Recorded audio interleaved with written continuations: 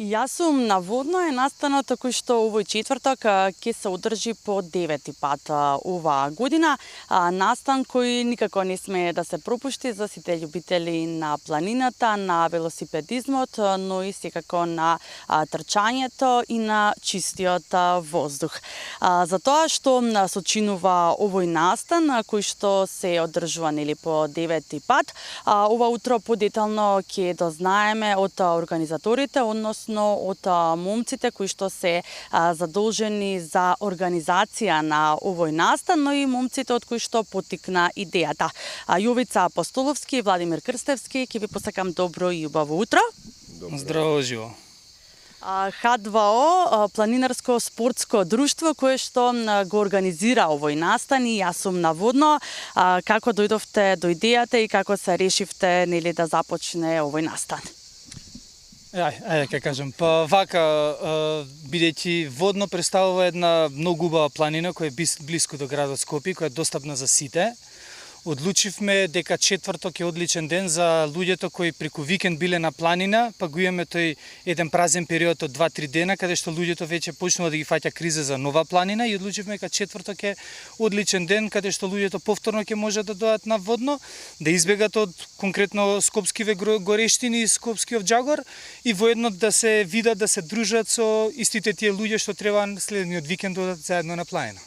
Да, навистина добра идеја, а тоа го покажува бројките и луѓето кои што доаѓаат на овој настан, но покрај тоа што има забавен карактер, сепак има и едукативен карактер овој настан, односно примарното е едукативен карактер, па какви се теми се обработуваат секој четврток на И јас сум наводно?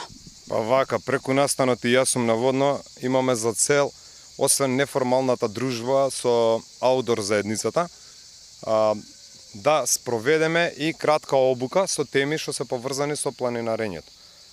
На наше големо задоволство морам да споделам дека секој четврток се поголема е бројката на влюбеници во планината и тоа не радува, а истовремено ни дава и поголема тежина да обработуваме по специфични теми што се поврзани со безбедноста на посетата во планина, екологијата, здравиот начин на живот и останати теми што се поврзани со планинарењето како спорт.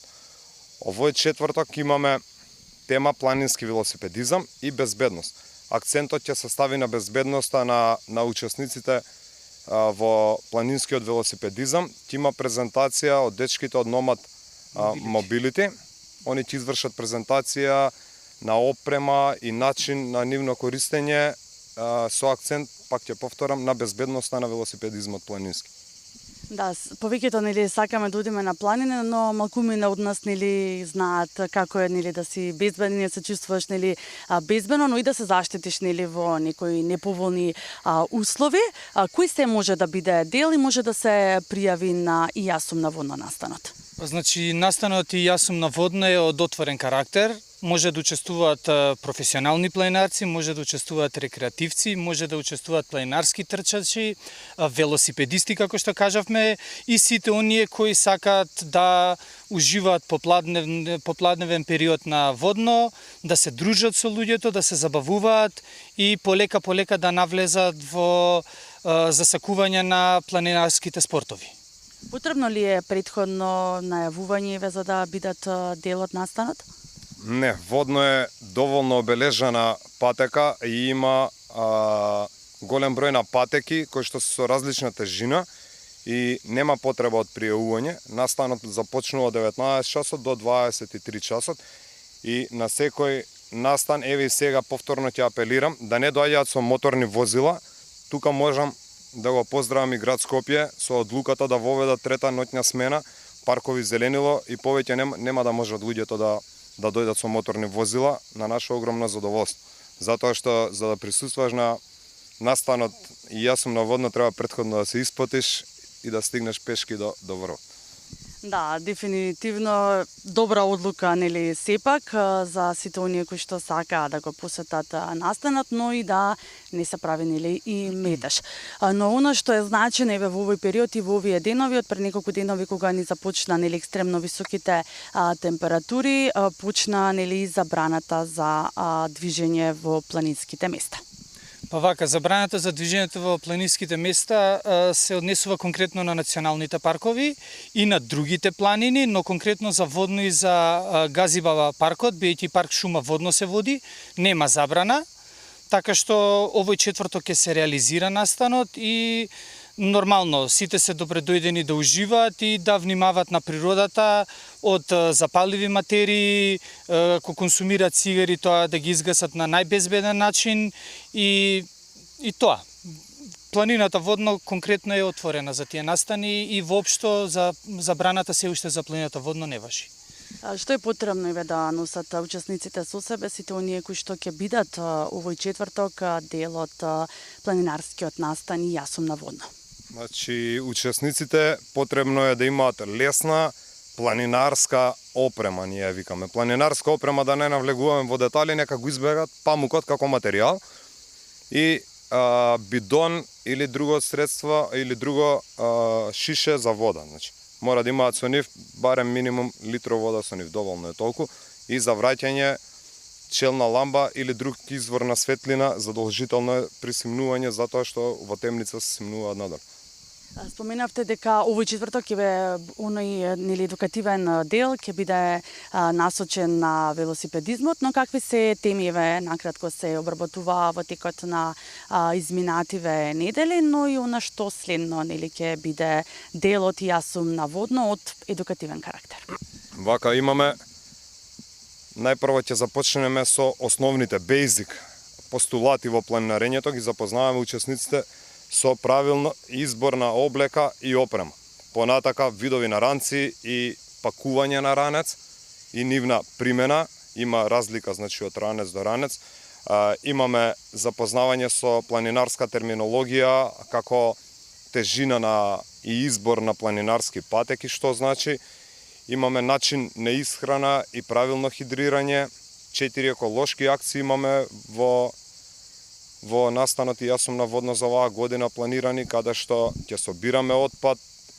Имаме наши пријатели, членови на клубот, кои што се екологисти, ќе зборуваат на темата екологија, се со цел подигање на свеста во однос на зачувување на природата што имаме, затоа што водно, како планина, да го имаш во близина на главниот град, е богатство непроценливо. И мораме да си го зачуваме и да знаеме да го искористиме и генерациите после нас да уживаат во благодетите што ги нуди планината. Понатака, како што напоменавме, овој четврток имаме планински велосипедизам.